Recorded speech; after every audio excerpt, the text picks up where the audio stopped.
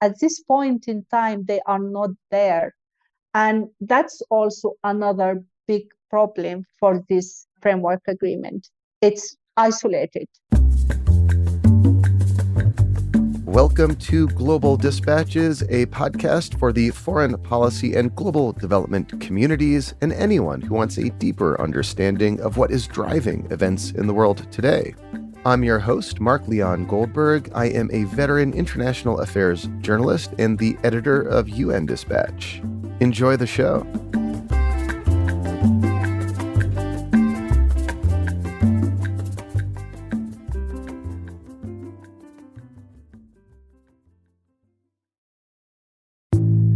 In April 2019, Sudanese dictator Omar al-Bashir was ousted in a coup after nearly 30 years in power. The coup followed months of mass civilian protests against his regime.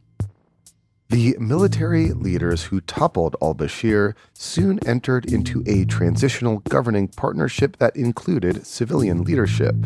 The stated plan was to hand over full government control to civilians by November 2021.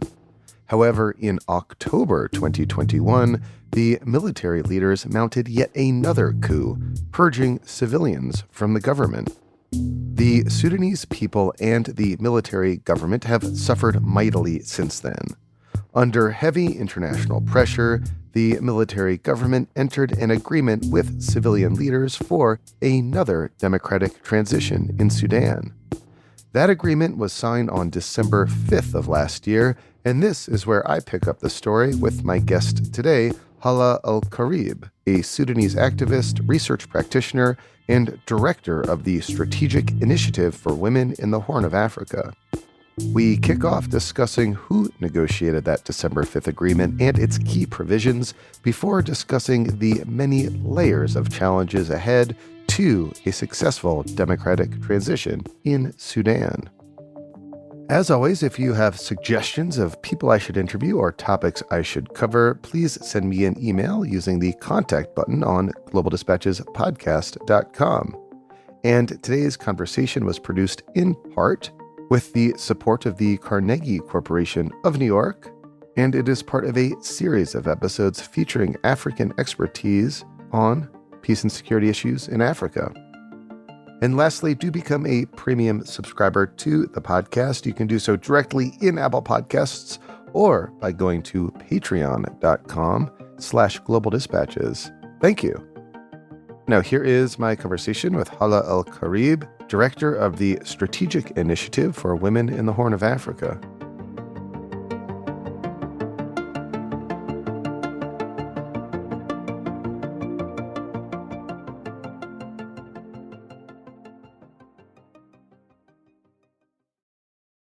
Can you explain to listeners who were the entities that signed that December 5th framework agreement?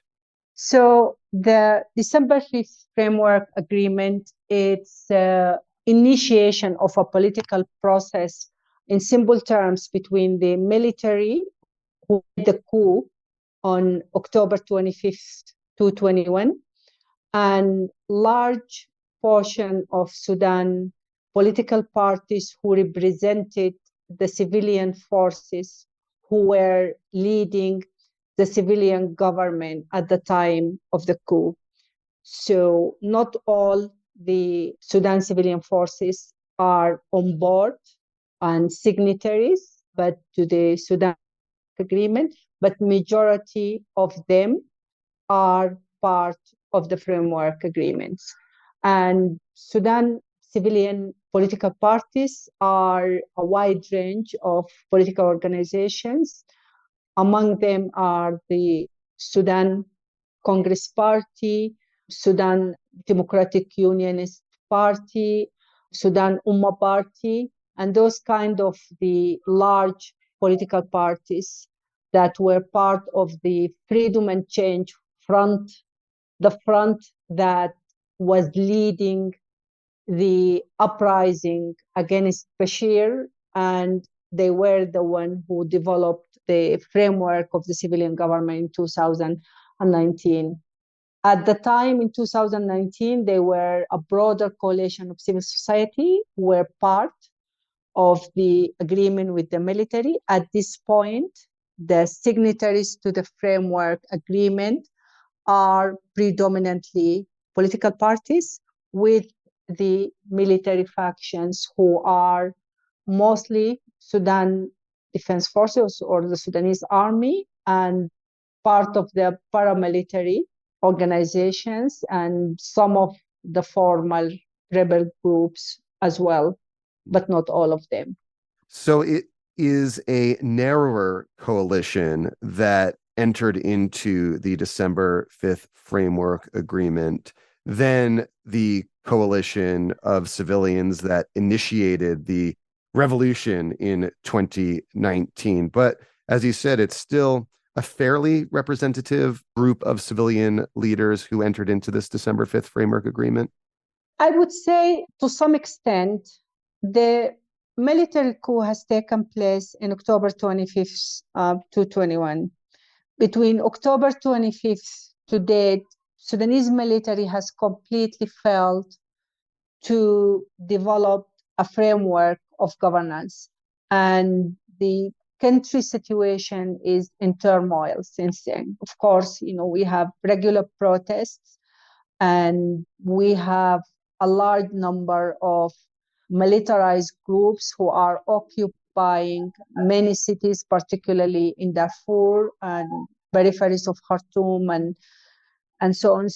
But the military has failed completely in forming a government system or in reaching any form of agreements or engagements with the civilian forces.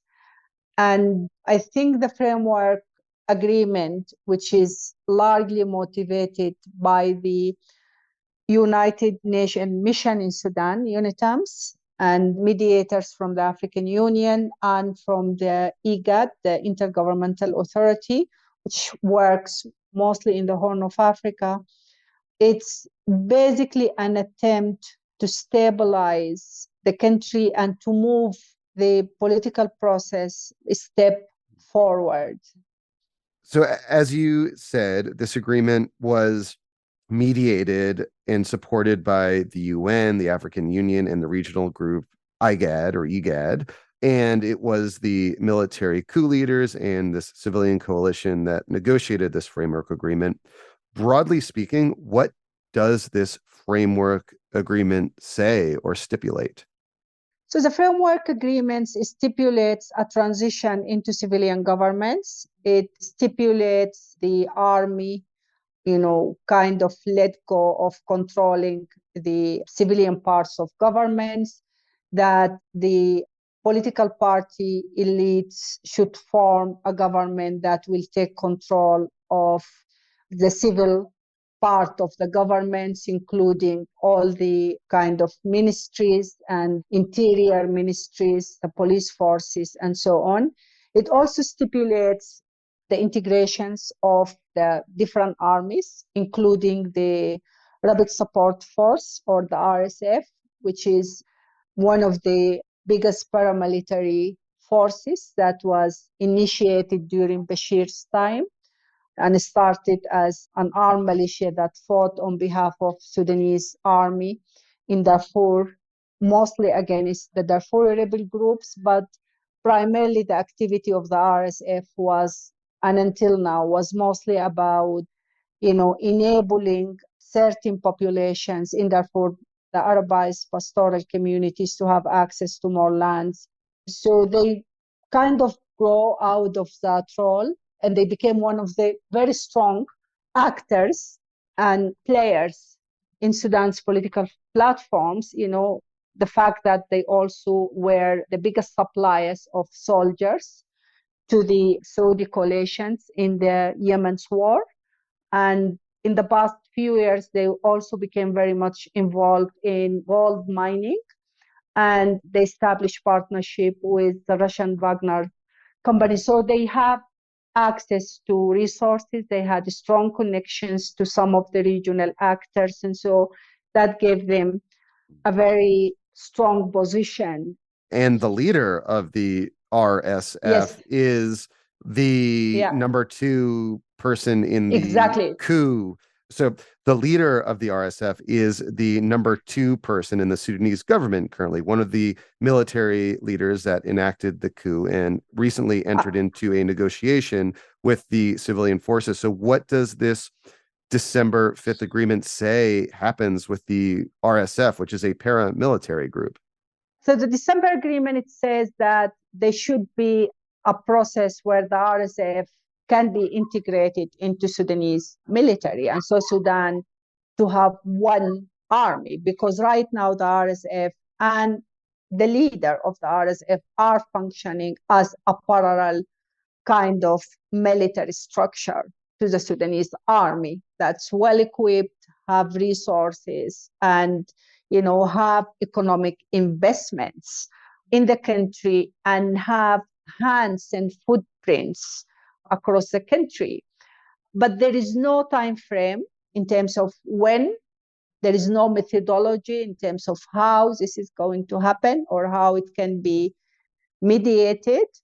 So in broad terms, what's happening at the moment is that there is an expectations of transitions of power similar to what happened in 2019, yet in my view, in a way more volatile political and economic situation, bearing in mind though that there is other actors, which is we have the Muslim Brotherhood who are very active still and organized, and they don't accept the fact that they are not part of the framework agreement. We have the actors of the Juba peace agreement. And you'll have to explain who, what that is. The Juba peace agreement, in my understanding, was a broad peace agreement between the transitional government and a variety of rebel groups as a way to sort of fold them into the political process and have them at least attempt to lay down their arms. Exactly, but it also came at a price of making sure that they has to be rewarded for letting down their arms by given political positions and given access also to investments and given access to resources, including mining, including other resources and privileges.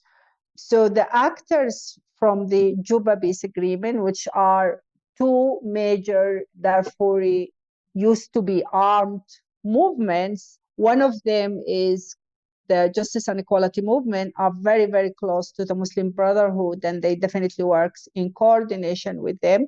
The other group is not, but those two groups, they are to a large extent, has been part of the military coup, has given them great opportunities in terms of having access to power, to resources. And so having, again, the political parties and the civilian factions of, the different political parties entering into the power, that kind of poses a threat to their interests.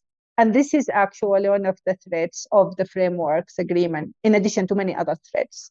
I mean, it sounds like you are not terribly optimistic that the framework agreement will indeed lead to meaningful transitions towards democracy. I mean, you have this challenge with the RSF, the main, most powerful military force in the country, somehow needs to get integrated into the Sudanese National Army.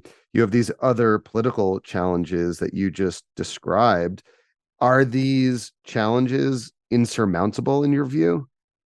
I think the biggest challenge that the framework agreement is confronted with is presumably if they manage to navigate their way and formed a government, considering all the regional and internal threats, because Sudan is also surrounded by actors who are not interested in seeing Sudan going through a form of democratic process and elections. And those actors, they have definitely very strong interest in Sudan.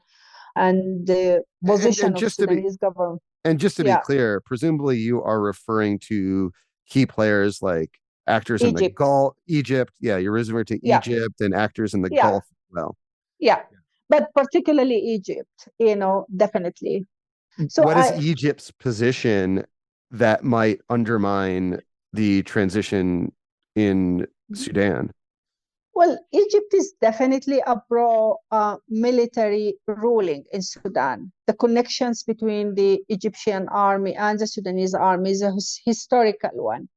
And the interest, of course, is on the water, on the security issues, and of course, with all the tension that's happening against Ethiopia and the Renaissance Dam and all these situations. So Egypt definitely sees Sudan as kind of a backyard where it needs to constantly guard and make sure that there is no security threats, particularly to the issue of the Nile and the issue of the water.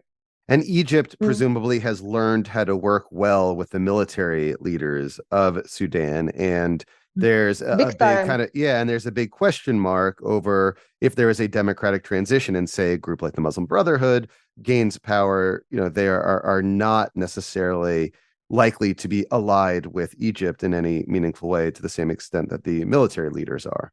Yes, but I think also Egypt is threatened more with having a pro-democracy government than the Muslim Brotherhood, because the Muslim Brotherhood controls Sudan, for 30 years through the military, and eventually they managed somehow, because Bashir's regime was a collaboration between Sudanese military and the Muslim Brotherhood.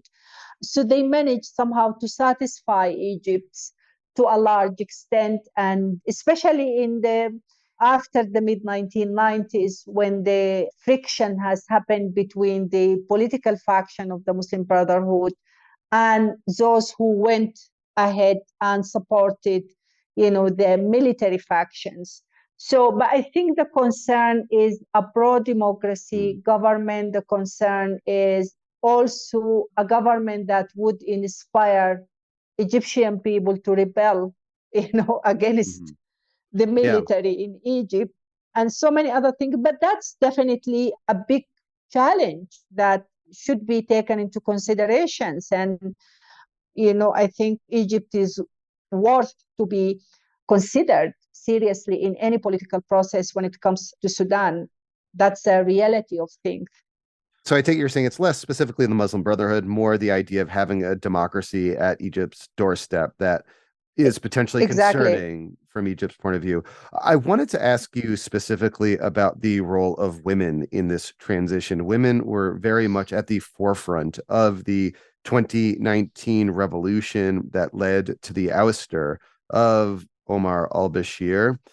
In this December 5th agreement and in negotiations more broadly, are women still playing that central role that they did back in 2019? No. That seems to be a problem. It's a big problem because the lack of inclusivity, and that's also the other challenge of this framework agreement, is the isolation, the level of isolation that the framework agreement struggled with.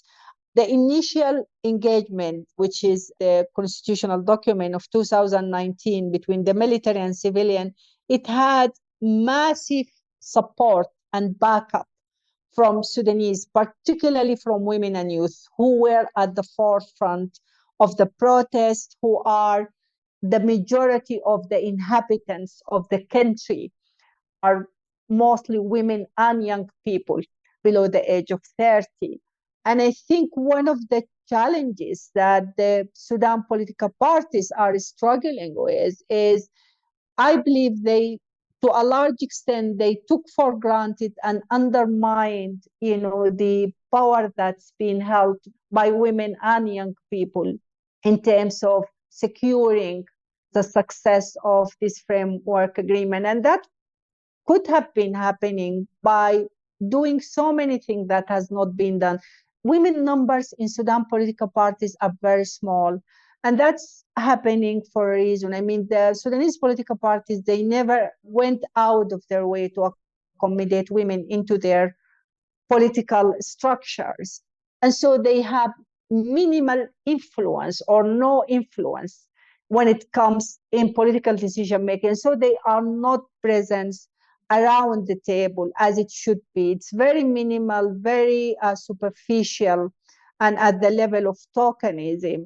But then women are heavily present on civil society because they found their place in civil society, they established their own civil society, and the exclusion of civil society in its broader term.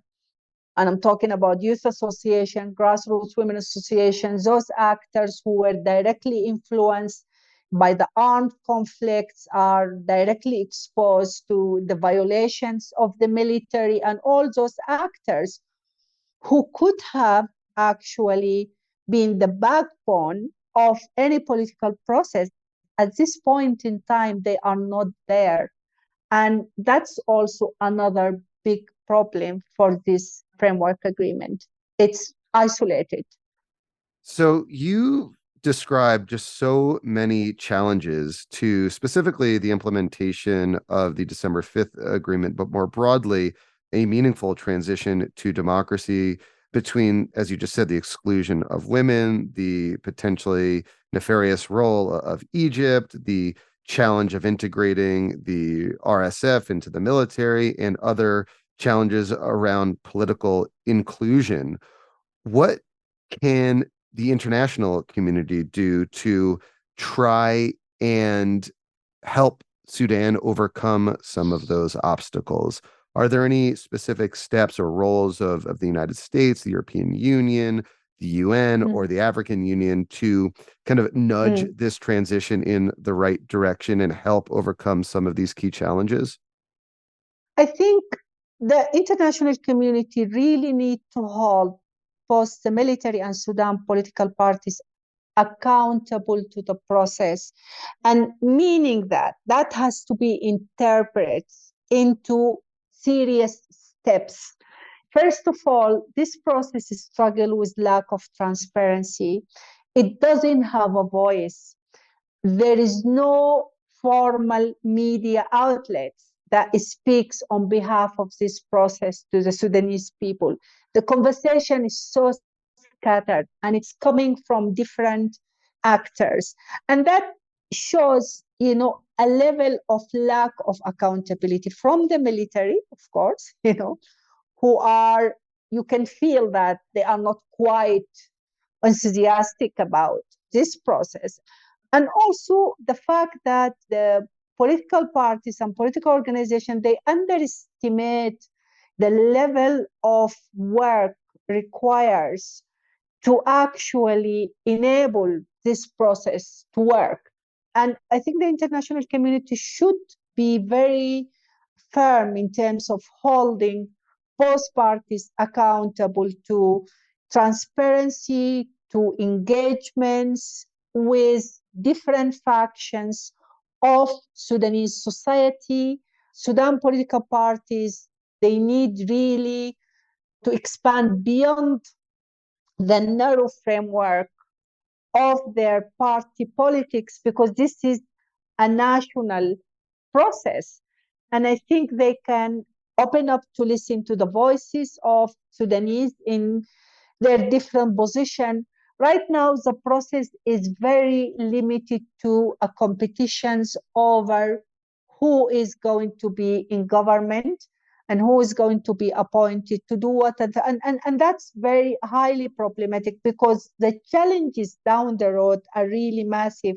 And if you are not cultivating support from diverse Sudanese population at this point in time, including the women, including the youth, including the different people in Sudan across the country, it will be very difficult to actually sustain this process or even to make it work.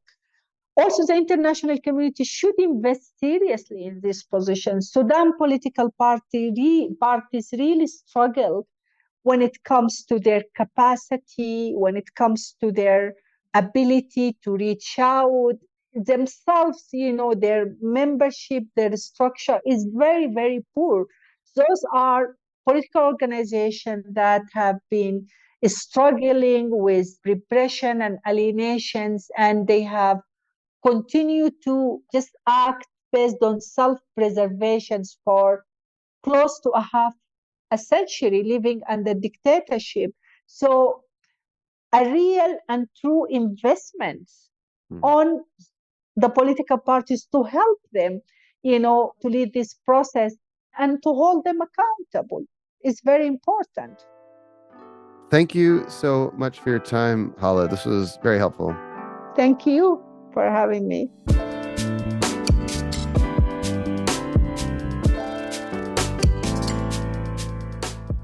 Thank you for listening to Global Dispatches. Our show is produced by me, Mark Leon Goldberg, and edited and mixed by Levi Sharp.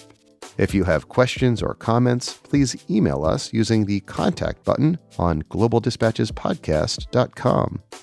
Before you go, do take a moment to show your support for the show by becoming a premium subscriber.